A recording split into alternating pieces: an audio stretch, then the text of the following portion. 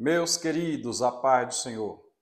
Eu sou o diácono Claudino Machado e esta é mais uma das nossas pequenas reflexões, com base na leitura diária da revista Lições Bíblicas da CPAD, neste segundo trimestre de 2022. Esta aqui é a revista. O tema da lição dos adultos, né? O tema do trimestre é os valores do reino de Deus, os valores do reino de Deus. A relevância do Sermão do Monte para a Igreja de Cristo. Em que o Sermão do Monte é relevante para a Igreja de Cristo? Em que nós devemos focar no Sermão do Monte? E já estamos diante da lição de número 2. Lição 2, programada para 10 de abril de 2022, se Deus assim nos der vida e saúde, que vem com o tema Sal da Terra, Luz do Mundo. Os súditos do reino de Deus, os súditos do reino dos céus, o reino futuro, esse reino que é futuro, mas que também já é presente, é futuro para a igreja, porque haveremos de ir para lá, mas é presente para todos, porque Jesus já veio aqui. Eles precisam ser sal e precisam ser luz.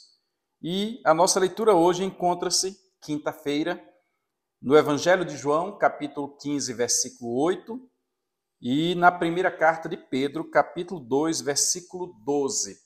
João 15, 8 e 1 Pedro, primeira de Pedro, como dizem os grandes, né? Primeira de Pedro, capítulo 2, versículo 12.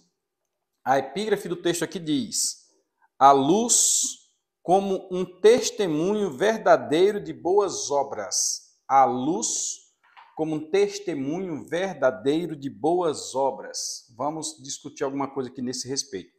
Faremos leitura na versão Revista Almeida Corrigida, da Bíblia de Estudo Pentecostal. Vamos a João, capítulo de número 15, versículo 8. Diz assim: nisto, aí tem um contexto que você deve começar a lê-lo desde o capítulo, do versículo 1, o versículo 1 do capítulo 15. O contexto vem falar, Jesus está falando das últimas coisas, está dando instrução aos seus discípulos, e o contexto vem falar disso aí. Jesus começa lá no versículo 1 dizendo: eu sou a videira verdadeira, meu pai é o lavrador. Aí quando você fecha essa sequência que vem até o próprio versículo 8, você lê até o 7, aí chega no 8 e diz: nisto é glorificado meu pai, que deis muito fruto, que a videira frutifique. Nisto é glorificado meu pai. Ou seja, quando a videira frutifica, Deus é glorificado. Olha que coisa interessante. A gente costumamos dizer aleluia, glória a Deus, mas a verdadeira glória que chega a Deus não é somente pelos nossos lábios, é pelos nossos atos. Quando nós praticamos atos, nós estamos frutificando. Se estamos frutificando, não estamos mortos. E nisto, Jesus disse: é glorificado meu Pai, que deis muito fruto, e assim sereis meus discípulos. É um negócio complicado aqui que você tem que ler com atenção. Você é discípulo de Jesus? Você que está me assistindo agora, crente, não crente, se é crente auxiliar ou não, só membro da igreja, ou só visitante da igreja, você é diácono, presbítero, evangelista, pastor, você é o quê? Apóstolo, você é o quê? É discípulo de Jesus? Pronto. Se é discípulo de Jesus, cadê o fruto? Aqui, irmãos, não tem, nesse primeiro versículo aqui, não tem subterfúgio, não tem para onde correr, não tem artifício. O texto diz: nisso é glorificado meu Pai, ponto e vírgula, que deis muito fruto. Não é só fruto, é que dê muito fruto. Abunde nos frutos, tenha fruto em abundância. Deixe os outros perceber o fruto em você. Aí continua: e assim, dando fruto e glorificando o Pai, sereis meus discípulos. Logo, para ser discípulo de Jesus, tem que dar fruto. Os irmãos já imaginaram se Jesus tivesse vindo à Terra e não tivesse dado fruto? Ele não tivesse mostrado a que veio? Já imaginaram como seria a nossa expectativa se ele não tivesse em todo instante explicado como é o reino de Deus? Depois do Sermão do Monte, ele iniciando o seu ministério, que o Sermão do Monte é a introdução do ministério de Jesus, é a introdução dos princípios do reino de Deus. Ele tivesse no meio da estrada desviado do contexto, ou quando chegando ele na cruz, no momento que estava na cruz, que ele está lá de braços abertos e vai pronunciar a primeira frase na cruz, ele dissesse qualquer outra coisa, eu desisto, já imaginou? Não, ele chega na cruz e diz, Pai, perdoa-lhes porque não sabem o que fazem, e depois diz, no final da última frase, ele diz, está consumado, em tuas mãos eu entrego o meu espírito.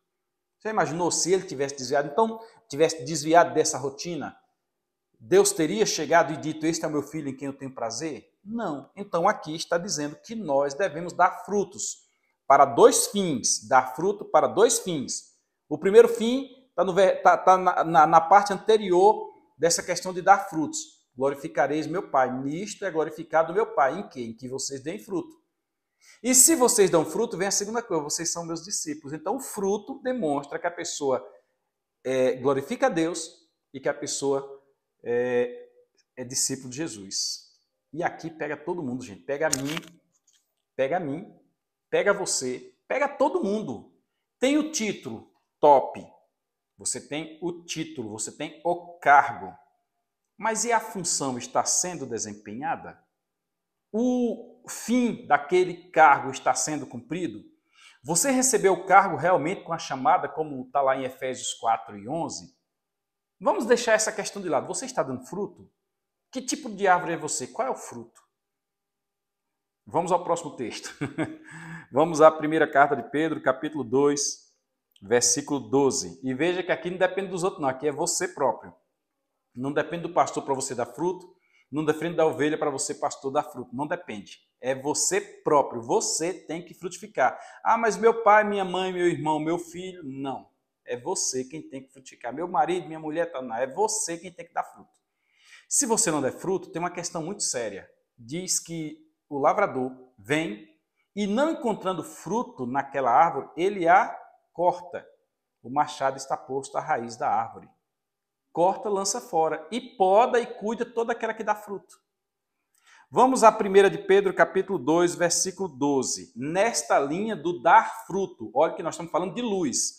O texto, a epígrafe diz assim, a luz como um testemunho verdadeiro de boas obras. Então, na parte que nós lemos lá em João 15, 8, diz, nisto meu Pai é glorificado. Pai é glorificado em quê? Que você dá fruto. O fruto é as boas obras. E este fruto, essas boas obras, mostram que nós somos discípulos de Cristo. Vamos agora para 1 de Pedro 2,12. Aí o versículo diz, tendo o vosso viver honesto entre os gentios, honesto, não com subterfúgios, não falsificado, não enganando, com sinceridade, que às vezes pensa-se que é uma coisa e que é outra. O vosso viver seja honesto entre os gentios. Os gentios aqui é uma forma de falar dos judeus que estavam agindo diante do mundo. Então, nós, crentes, agindo diante do mundo. Os judeus que agiam diante daquele que não era judeu. E nós, crentes, agindo diante do mundo. Então, tendo o vosso viver honesto entre os gentios. Para quê? Por que eu vou viver uma vida honesta diante dos gentios? Para quê? Naquilo em que falam mal de vós, e aí falam muito mal de nós, falam às vezes com razão, porque nós damos mau testemunho, não tem o fruto, e aqui é obrigado a reconhecer, e falam às vezes mal só pelo fato que nós somos crentes. O inimigo, ele vai no coração de algumas pessoas e pelo simples fato de nós sermos crentes, protestantes, falarmos de Jesus, sustentarmos a nossa fé, alguém vai lá e não gosta de nós, nos queima. Mas neste sentido diz, tendo o vosso viver honesto para com os gentios, para que, entre os gentios, para que, naquilo em que fala mal de vós, como a malfeitores, glorifiquem a Deus no dia da visitação. Haverá um dia em que Deus vai cobrar de todos. Haverá um dia em que Deus estará chamando cada um à prestação de contas. Haverá um momento em que eles serão confrontados e perceberão que, na realidade, nós éramos cristãos. Nós dávamos um testemunho de cristão. E isso é belo. Nós temos comentado com os irmãos sobre as coisas que acontecerão pós-arrebatamento da igreja. E naquele dia, quando a igreja não estiver mais nesta terra, vão perceber que realmente nós estávamos corretos. Ou acontece muitas vezes, odiernamente, quando tem um problema que envolve o cristão e o cristão passa, é humilhado, mas ele aguenta, ele suporta, ele não perde a sua fé, ele não perde a sua linha, ele não deixa também que pessoas desviem por causa do seu mau testemunho. aí Deus mostra, cria uma situação, mostra que aquele irmão é fiel, que aquele irmão era crente, e a pessoa fica envergonhada. Então aqui, glorifiquem a Deus no dia da visitação, pelas boas obras que em vós observem. Logo, meus queridos irmãos, o meio que nós temos de ser sal da terra e ser luz do mundo é com os nossos atos, porque os nossos atos representam o nosso testemunho. Alguém vai lhe julgar por um momento, só que a vida é feita de muitos momentos. Hoje mesmo já passaram-se várias horas, hoje eu já fui em banco, hoje eu já fiz algum outro trabalho, hoje eu já dirigi, muita coisa aconteceu até esse momento e são apenas 9 horas da manhã, em ponto. A vida é feita de momentos, então que nós cuidemos a cada instante para que aquele momento não represente toda a nossa vida. Mas se alguém nos olhar naquele momento, nós possamos com os atos sequenciais provar que nós somos de Cristo, que nossa vida é diferente. Aí, com o tempo, aqui nesta terra, ainda enquanto tiver oportunidade, vão perceber que somos cristãos, vão glorificar Jesus, porque a nossa vida tem luz. E quem tem luz não precisa andar em subterfúgio se escondendo. Amém? Domingo nós vamos discutir esse assunto mais na escola dominical, pois sal da terra e luz do mundo é muito profundo. Que o Senhor nos ajude e seja revelada a essência de cada um de nós. E aí eu quero te pedir para compartilha aí, irmãos, compartilha aí o nosso conteúdo, se inscreve no nosso canal, indica para alguém, comenta, coloca aí o seu comentário. Às vezes a coisa não é maior porque nós mesmos não queremos. Nós chegamos na igreja e reclamamos, a igreja está fria, está isso, está aquilo, os bancos estão vazios, mas a gente não orou, a gente não leu a Bíblia Sagrada, a gente não cantou um hino, a gente não passou um dia em consagração, não fez um jejum, não convidou ninguém para a igreja.